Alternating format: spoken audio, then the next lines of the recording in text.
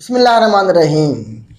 गाना, जिसे हम गोल्ड कास्ट भी कहते हैं, मिशन पूछता है गाना का पुराना नाम क्या था। हमारे पास गोल्ड कास्ट था।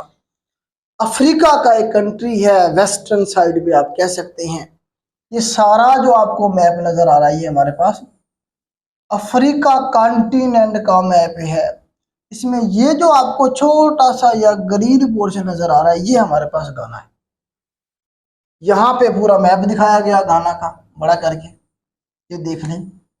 तो एक साइड पे कौन सा ओशन लगता है यहाँ पे सारा, ये तो ये यहाँ पे सारा हमारे पास कौन सा ओशन लगता है बेटा, अटलांटिक ओशन लगता है। मतलब गाना को सार्दर्न साइड पे यहाँ पे अटलांटिक ओशन है, गल्फ ऑफ गुनिया भी है यहाँ हमारे पास।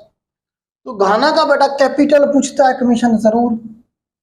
इसका जो कैपिटल है वो हमारे पास आकरा है। आकरा इज द कैपिटल ऑफ गाना, आपने याद रखना है। करेंसी इसकी सैडी है, गानियन सैडी जो है ये इसकी करेंसी है। करेंसी याद रखने की वैसे जरूरत नहीं है, कभी नहीं पूछी गई, कैपिटल पूछा गया है। ये भी बर्तानिया से आजाद हुआ 1957 में, 1957 में ये आजाद हुआ यूके से, बर्तानिया से। गोल्ड कास्ट आप इस तरह से याद रख सकते हैं कि जब यूरोप के लोग यहाँ आए, आपको पता है अफ्रीका में सोना बड़ी तादाद में था, तो ये यहाँ से क्या करते थे, सोना इकट्ठा करके यहीं से गोल्ड कास्ट से लेके भाग जाते थे यूरोप की तरफ। तो गोल्ड कास्ट ही मशहूर था यहाँ पे, ये सारे का सारा इलाका। लेकिन बाद में फिर जो है ना, ये आजकल ये आज किस नाम से जाना जाता है, घाना के नाम से जाना जाता है, घाना के नाम से। वोल्टा रिवर यहाँ पे मशहूर है। वोल्टा, वैसे दो वोल्टा की शाखें आ रही है, किधर से ऊपर से आ रही है, किधर से आ रही है, फिर मिल जाती हैं और फिर जाके गिरती हैं किधर, अटलांटिक ओशन में। एक हमारे पास ब्लैक वोल्टा है, ये ब्लैक वोल्टा है हमारे पास, और ये व्हाइट वोल्टा है हमारे पास। तो वोल्टा लेक भी है ये हमारे पास, वोल्टा लेक भी है। दोनों के बारे में सवाल बना है, वोल्टा लेक के हवाले से या फिर वोल्टा रिवर के हवाले से। लेंथ याद रखने की जरूरत नहीं है। अब यहाँ की जो सबसे मशहूर पर्सनैलिटी है, जिस वजह से मैं गाना के ऊपर ये आपको वीडियो बना के दे रहा हूँ, वो है जी यहाँ की सबसे मशहूर पर्सनैलिटी कोफी अनान साहब है। कोफी अनान साहब के बारे में थोड़ा सा हम जरा डिटेल में देखेंगे। कोफी अनान साहब जो है ना, ये यूएनओ के 7वें सेक्रेटरी जनरल रहे हैं। घाना से इनका ताल्लुक था। घाना से सवाल पूछता है, कहां से थे ये, घाना से थे। इनके बारे में थोड़ा सा हम देख लेते हैं। बड़ी जबरदस्त किस्म की पर्सनैलिटी है। सामने आपको मैप नजर आ रहा है, 2018 में फौत हो गए वैसे ये। तो ये जो है ना, ये हमारे पास कोफी अनान साहब हैं। इनका ताल्लुक कहां से है बेटा, घाना से इनका हमारे पास ताल्लुक है। तो ये जरा इसे हम देख लेते हैं। कोफी अनान साहब को बेटा ये सेक्रेटरी जनरल रहे हैं यूएनओ के, कौन से, 7वें नंबर के, 7वें नंबर के सेक्रेटरी जनरल रहे।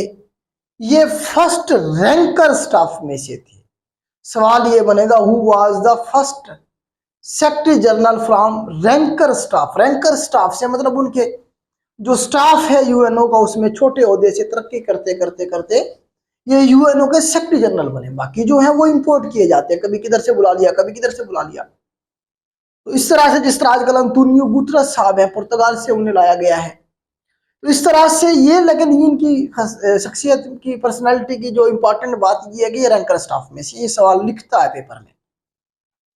ये जबरदस्त किस्म के इंसान क्यों हैं, या कमीशन इनके बारे में क्यों पूछता है। एक तो इन्हें नोबेल प्राइज दिया गया 2001 के अंदर। क्यों, क्योंकि जब ये अमेरिका ने हमला किया अफगानिस्तान पे, या जब ये इराक पे हमला किया 2003 में, आप ये देखिए उस वक्त सेक्रेटरी जनरल यही होंगे। ये जो रहे हैं सेक्रेटरी जनरल, कि 1997 से लेके 2006 तक सेक्रेटरी जनरल रहे यूएनओ के। 1997 से लेके 2006 तक ये सेक्रेटरी जनरल रहे, 7वें सेक्रेटरी जनरल थे यूएनओ के। तो उस दौरान में यही थे, इन्होंने मुखालफत की थी, डट के अमेरिका की मुखालफत की थी, लेकिन अमेरिका ने फिर भी हमला कर दिया था अफगानिस्तान पे। तो अमन के हवाले से इन्होंने अपनी आवाज बुलंद की, जिस वजह से इन्हें आज भी हम पढ़ रहे हैं, इन्हें अच्छे नाम से याद किया जा रहा है। 2001 में इन्हें नोबेल पीस प्राइज से भी नवाजा गया, 2018 में ये फौत हो गए। अब इसके और कारनामे क्या हैं, सिर्फ ये नहीं है कि इन्होंने आवाज उठाई थी। इसके अलावा इनका जो कारनामा है बेटा, वो ये है कि इसने, देखें, ये सेक्रेटरी जनरल था। अगर आप इस वक्त देखें रिटर्न फॉर्म में, इन राइटिंग, दुनिया का जो सबसे ताकतवर तरीन इंसान है वो यूएनओ का सेक्रेटरी जनरल होता है। अमेरिका से भी ज्यादा ताकतवर है यूएनओ का सेक्रेटरी जनरल, रिटर्न फॉर्म में, इन रिटर्न फॉर्म। तो सारे इख्तियारात इनके पास हैं, सेक्रेटरी जनरल के पास। अब तो ये नहीं है मतलब अब जो बैठा हुआ है। इसने कहा कि यार ये तो गलत बात है, एक बंदे को तुम इतनी सारी पावर दे दो, ये तो गलत बात है, डेमोक्रेसी के खिलाफ है। तो इसने क्या किया, पहली दफा डिप्टी सेक्रेटरी जनरल की जो सीट है ये इसने क्रिएट करवाई। इसने कहा कि एक सेक्रेटरी जनरल के साथ साथ डिप्टी सेक्रेटरी जनरल भी होना चाहिए, ताकि इख्तियारात तकसीम हो जाए, कोई गलत फैसला ना हो सके। दुनिया में अमन के लिए जमहूरियत का होना जरूरी है, ताकि पावर की डिस्ट्रीब्यूशन हो जाए। तो ये सवाल बनता है कि जी पहली दफा जो डिप्टी सेक्रेटरी जनरल की सीट है कब क्रिएट की गई यूएनओ में?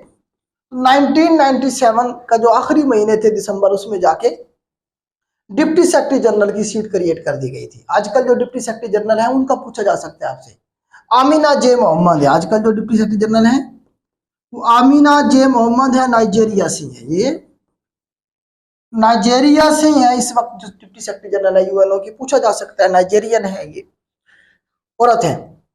तो इसने वो सीट क्रिएट करवाई थी, अपने इख्तियारात खुद देता है किसी को। इस तरह से आप देखें, इसने सिर्फ यही नहीं रुका, इसने कहा कि ये जो यूएनओ के 5 जो सेक्रेटरी, आप ये देखेंगे सिक्योरिटी काउंसिल जो है उसके जो परमानेंट मेंबर है वो 5 है, इनके पास वीटो पावर है। इसमें आपको पता है अमेरिका है, उसमें हमारे पास फ्रांस है, बर्तानिया है, चाइना है और रशिया है। जो भी किसी मुल्क पे इन्होंने हमला करना होता है, पांचों मुल्क अगर इकट्ठे होकर फैसला कर लें तो उस पर हमला जायज समझा जाता है। इसने कहा कि यार ये बात गलत है, 5 मुल्कों की मुनाफली है ये, तो इन मुल्कों की तादाद हमें बढ़ानी चाहिए।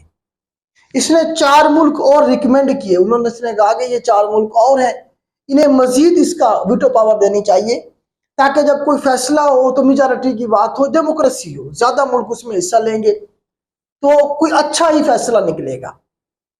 तो इस तरह से इसने क्या किया जी, मशवरा दिया। इसने कहा कि जिस तरह इंडिया है, इसने कहा जी इंडिया को यूएनओ की जो परमानेंट मेंबरशिप है वो देनी चाहिए। इस तरह इसने कहा कि जर्मनी को देनी जानी चाहिए। जर्मनी एक बड़ा मुल्क है जो बड़ी इकोनॉमी है, मतलब जो बड़ी इकोनॉमी थी, बड़े मुल्क थे, उन्हें रिकमेंड किया। जर्मनी है। इस तरह से इसने कहा जापान को भी मिलनी चाहिए। इस तरह इसने ब्राजील के बारे में कहा। तो ये जो 4 मुल्क थे इन्हें इसने रिकमेंड किया कि इन 4 मुल्कों को भी, इनकी इकोनॉमी बड़ी है, वॉल्यूम बड़ी है, जिम्मेदारी बड़ी है, तो इन्हें भी क्या करना चाहिए, हमें सिर्फ 5 मुल्कों के पास वीटो पावर नहीं होनी चाहिए, इनके पास भी होनी चाहिए। अब जब इस तरह का ये काम करेगा तो मुझे पता है इसके साथ क्या होगा। तो इसके साथ तो अच्छा सलूक नहीं होगा, तो इसकी बात तो नहीं मानी गई। लेकिन हुआ ये कि यही 4 मुल्क इकट्ठे हो गए और इन्होंने एक ऑर्गेनाइजेशन बनाई G4 के नाम से 2005 में। तो यहां से आपका G4 भी क्लियर होगा। G4 कब बनी? 2005 में बनी। कौन कौन से उसमें मुल्क हैं? ये 4 मुल्क हैं G4 में। तो इन्होंने कहा इन 4 मुल्कों ने कि हम लॉबी करेंगे पूरी दुनिया के मुल्कों में जाके अपने लिए कि हमें क्या मिलनी चाहिए, परमानेंट मेंबरशिप मिलनी चाहिए यूएनओ की। तो इस वक्त ये जो 4 मुल्क थे इन्होंने मिलकर क्या किया, एक ऑर्गेनाइजेशन बनाई जिसे G4 के नाम से याद रखेंगे आप। तो G4 के मेंबर कंट्रीज भी आपको याद रहेंगे, इंडिया है, जर्मनी है, जापान है और ब्राजील। तो G4 आज भी एग्जिस्ट करती है और ये लॉबी करते हैं पूरी दुनिया के मुल्कों को अपने हक में वोट लेने के लिए कि हमें भी परमानेंट मेंबरशिप मिलनी चाहिए। आपको पता 5 परमानेंट मेंबर है ना, 5 मुल्कों के पास वीटो पावर है, हमें भी वीटो पावर मिलनी चाहिए। तो इस तरह से जो है ना जी, इस तरह के इसके कारनामे थे जिस वजह से इसे आज हम पढ़ रहे हैं। इतना जबरदस्त आदमी था और रैंकर स्टाफ में से था। तो ये बेटा आपका जो है ना जी सवाल है, 2018 में ये फौत हो गया है। 8 अगस्त 2018 को, ये 18 अगस्त 2018 को फौत हुआ है ये। तो ये जी आपका गाना के हवाले से और कोफी अन्नान के हवाले से क्वेश्चन है। उम्मीद करता हूँ आपको मैं क्लियर कर पाया हूँगा। इस तरह से अगर हम आपकी हेल्प कर रहे हो तो हमारे चैनल का लिंक अपने दोस्तों के साथ जरूर शेयर किया करें। आज के लिए इतना ही। अल्लाह हाफिज।